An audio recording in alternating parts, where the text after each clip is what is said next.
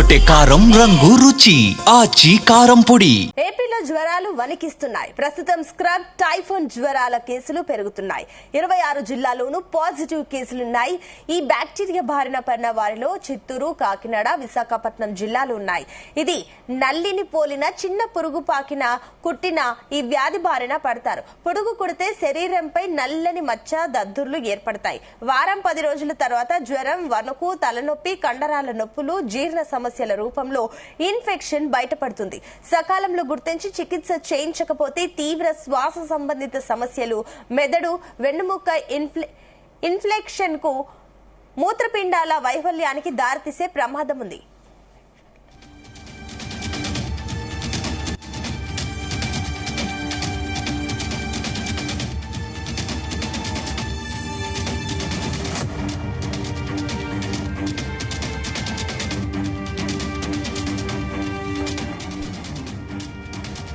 ఇదే అంశానికి సంబంధించి మరిన్ని డీటెయిల్స్ మా కరెస్పాండెంట్ సాంబశివరావు అందిస్తారు. సాంబశివరావు, ఈ స్క్రబ్ టైఫాన్ జ్వరాల బారిన అటు ఏపీలో కేసెస్ పెరుగుతున్నట్లు తెలుస్తుంది. చాలా మంది ఈ జ్వరాల బారిన పడుతున్నట్లు తెలుస్తుంది. ఏంటి దీనికి సంబంధించిన డీటెయిల్స్ ఏంటి? ఎంత మేర జిల్లాలు నమోదయ్యాయి, ఎన్ని కేసులు నమోదయ్యాయి, డాక్టర్స్ ఏం చెప్తున్నారు? స్క్రబ్ టైఫాన్ ఇది కొత్త రకం వైరస్. ఇది దీని ద్వారా జ్వరాలు వస్తున్నాయి.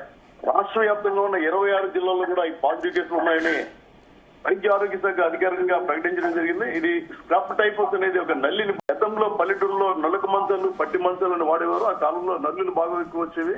ఇప్పుడు అలాంటి నల్లి పురుగు వల్లే ఈ వైరస్ వస్తుందని అధికారులు గుర్తించడం జరిగింది. ఇది కుడితే శరీరంపై నల్లటి మచ్చ, దద్దుర్లు ఏర్పడతాయని కూడా చెప్తున్నారు. ఈ బ్యాక్టీరియా మొత్తం 26 జిల్లాలో ఉన్నప్పటికీ అత్యధికంగా మొదటి స్థానంలో చిత్తూరులో 379, రెండో స్థానంలో కాకినాడ జిల్లాలో 141, మూడో స్థానంలో విశాఖపట్నంలో 123 కేసులు నమోదయ్యాయి.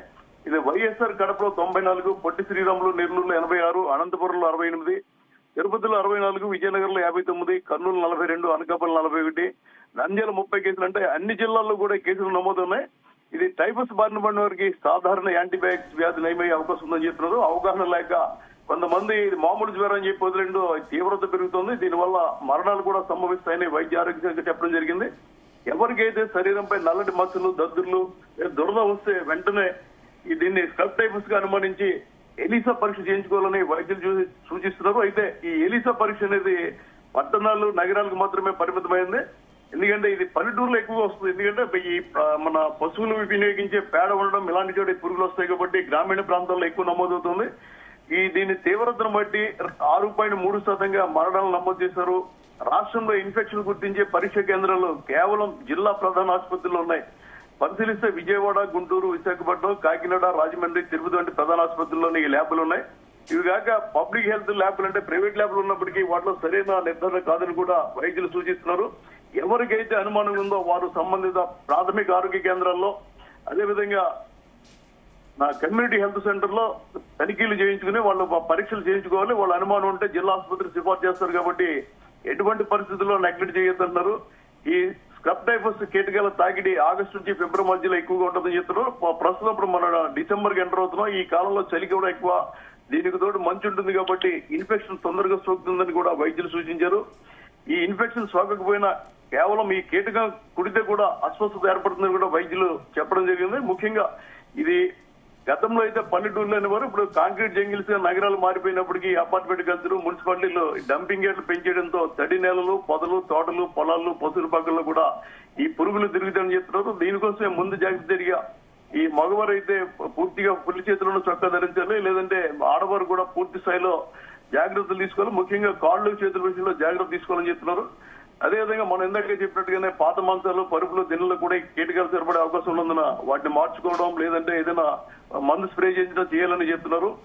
ఇప్పటి వరకు 6,678 మందికి పరీక్షలు చేస్తే 1,317 వరకు మాత్రమే పాజిటివ్ కేసులు తేలే. అంటే కేవలం పరీక్షలు చేయించుకునే వారు, పరీక్షలు చేయించుకునే వారు ఇళ్ల దగ్గర జ్వరాలతో బాధపడుతున్నారు చాలా మంది ఉన్నారు. ముఖ్యంగా కరోనా తర్వాత రాష్ట్రంలో ఈ వైరస్లు వేరియంట్ వైరస్ వస్తున్నాయి. చికెన్ గున్యా కావచ్చు, డెంగ్యూ, బర్డ్ ఫ్లూ, అదేవిధంగా కరోనా వేరియంట్ 1, 2, 3 అని ఇదే విధంగా ఈ వైరస్ సోకడంతో ప్రజలు భయాందోళనకు గురవుతున్నారు. అకస్మాత్తుగా జ్వరం రావడం, పడిపోవడం వంటి సంఘటనలు కూడా జరుగుతున్న నేపథ్యంలో వైద్య ఆరోగ్య శాఖ గ్రామీణ ప్రాంతాల్లో, అదేవిధంగా పట్టణాలు, నగరాల్లో కూడా పిహెచ్సిలు, సబ్ సెంటర్లు, పిహెచ్సిలు, జిల్లా ఆసుపత్రి ద్వారా ప్రత్యేక వైద్య శిబిరాలు ఏర్పాటు చేయించాలి. తద్వారా రోగులను గుర్తించే అవకాశం కలుగుతుంది. ముందుగానే ఈ రోగాన్ని గుర్తిస్తే, ఈ వైరస్ ను గుర్తిస్తే ప్రాణభయం ఉండదు కాబట్టి అందుకు తగిన విధంగా చర్యలు తీసుకోవాలని జిల్లా అధికారులు కూడా కోరుతున్నారు. ఈ స్థాయిలో జిల్లా వైద్య ఆరోగ్య శాఖను పటిష్టం చేసి కలెక్టర్లు అన్ని జిల్లాల్లో కూడా ఈ ప్రత్యేక శిబిరాలు ఏర్పాటు చేయించాలని కోరుతున్నారు. Sunitha. Right, thank you Sambasivarao.